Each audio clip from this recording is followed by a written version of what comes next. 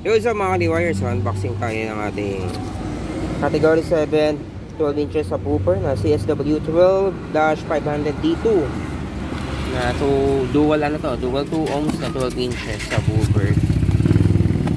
So lalagyan natin ito sa video, okay.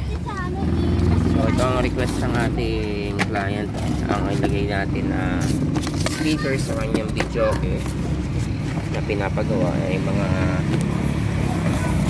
Category 7 na speakers at the best. So kaya ina-unbox natin siya kasi nung huling bili ko nito napakatagal na parang ilang taon na. Tagal nating nahinto sa Car Audio kasi parang nakita ko siya, iba na yung dating niya, iba na yung component niya ng in structure pala. Kung dati parang parang metal basket siya, ngayon parang ano na anong matawag dito, parang siyang hindi na siya hindi na siya bakal parang carbon fiber, pero parang hindi ko lang sigurado, pero kung alam niyo yung component niya, comment nyo naman kung anong klase yan. Hindi siya bakal hindi rin siya aluminum pass kasi sobrang nipis pero ganun pa man, yung power niya syempre nananatili pa rin na underrated. Tapos itong rubber edge niya compared dun sa dati, mas curved na parang bilog, ngayon parang na siya style ko na yung mas malataas na to, tsaka mas mababa na yung niya. Dati parang dito lang siya na medyo mas bulky lang, pero ngayon parang mas okay na siya yung rubber edge niya. So yung magnet niya, ang bigat pa rin naman talaga. Hindi lang natin patungan. Wala tayong tripod kaya hirap tayo mag-vlog. So yan, magnet size niya ganun pa rin, katulad pa rin dati, 6.5 inch na dual magnet na 1.5 ang taas. So yan, push plug terminal pa rin, okay. Yung pigtail niya single pa rin, pero dito lang talaga nagandahan sa basket niya ngayon tsaka yung niya yung butas ng cooling system niya sa coil ipakita natin yung coil, ang laki talaga, ang lapad. Ayan tsaka yung spider niya, dual damping spider yata, ay makapal rin talaga. So panalo talaga ang Category 7 para sa mga entry level competition para sa Car Audio. Timbangin pala muna natin para may idea kayo kung gaano kabigat para sa mga bagong nagse-setup na wala pang idea. So ayan 8.5 kilograms. So dati parang 9 kilograms siya nung metal pa yung kanyang basket sa pagkakatanda ko. So ayan, testingin na natin. So ito na yung ating subwoofer na Category 7 na 12 inches 500 watts. So nakakabit na. So kinabit natin siya sa ating videoke Bluetooth or modern videoke Bluetooth.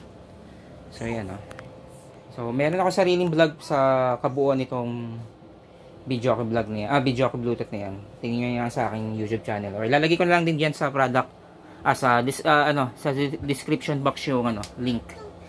So yan, testing tayo. So yung tono pala ng ating box, dahil nga videoke natin gagamitin ito sa woofer, tinawag natin siya sa 42 Hz, which is medyo mataas talaga. Kaya hindi natin gano'ng ma-appreciate yung ibabas test natin ng mga low bass talaga. Kailangan dito yung medyo mid. Kasi kapag yung low bass ang ginamit nating tono sa ating box yan, kapag videoke na gagamitin, baka hindi na gano'ng ma-appreciate. So umpisahan muna natin sa remixes. So dito hindi tayo nakaka-copyright. So shout out kay Edison Gaming PH. Hindi tayo kinaka-copyright nito. Ito'y may handa na, tutuklanin mo ang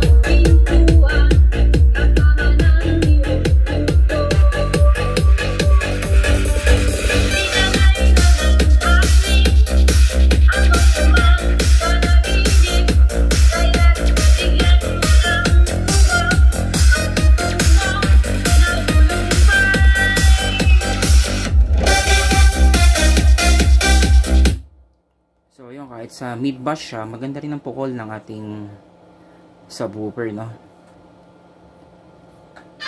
Pwede rin talaga siya sa mga mid bass na tugtugan. So, dito pa sa audio file. Bago tayo mag-proceed sa testing ng low bass. Pero para mag-test tayo ng low bass, papatayin ko yung yung sa mid tsaka sa tweeter natin kasi makaka-copyright tayo panigurado.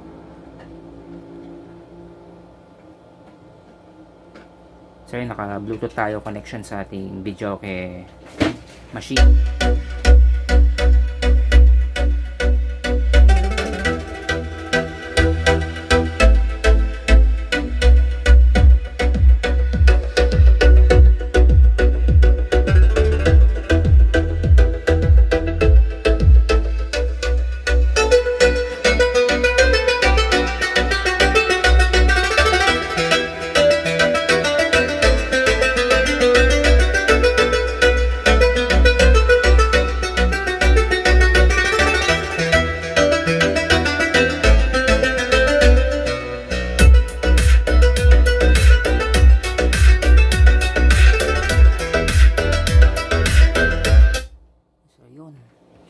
Panalo din talaga ang sound ng video. Okay, so proceed tayo sa low bass. So yung ginamit ko mga amplifier din syempre dito sa ating Bluetooth video, okay, mga car audio din, yeah, ito yung sa full range natin na 4120 na Team Lighting Lab. Ito yung line driver natin, Broadway parametric equalizers, tapos dalawang power supply. So sa baba yung OnCue na BT1001D na plus din. So testing tayo ng low bass na wala yung ating mids para hindi tayo makaka-copyright. Sayang naman kapag makaka-copyright tayo.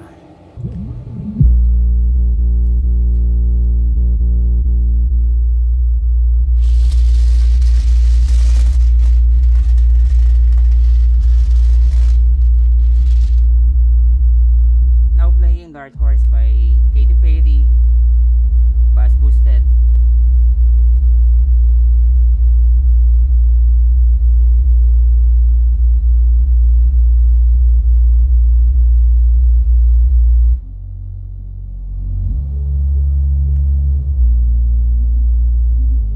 So okay na okay rin, no? Kahit mataas yung tono sa ating subwoofer, panalo ang pukol. Yun nga lang, hard bass talaga. Pero may diin pa rin, meron pa rin lambot, meron pa rin kahit papaano low bass kahit na tinawag natin sa 42 Hz. So testingin naman natin yung bass I Love You. Kailangan din nakapatay yung boses dito Bass I Love You by Basstronics.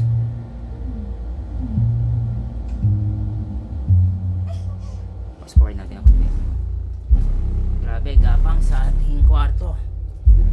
So yung gain level ko palang dito nasa wala pang kalahati, wala pa sa 9 o'clock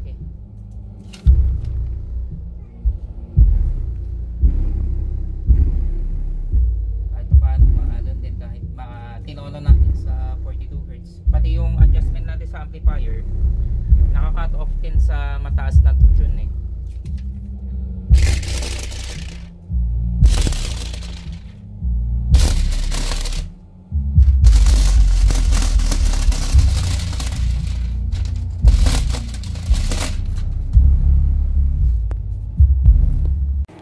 So yung mga ka-D-Wires, nadinig nyo naman yung ating ginawang box para sa ating 12 inches category 7 500 watts. So okay na okay din naman ang pukol ng bass sa mids, sa mid bass pala, kahit na itono natin sa 42 Hz. So mas maganda sana talaga siyang gamitin sa mga low bass na 35 to 38 Hz na tono ng box. Kaso nga dahil gagamitin natin pa sa videoke machine, tinaasan natin ang tono. So ayan, patuloy lang kayo tumutok sa aking YouTube channel, at sa mga bagong viewers, please subscribe and pakiclick na rin ng bell button para maging updated kayo sa mga binablog. So salamat sa patuloy niyong pagtutok.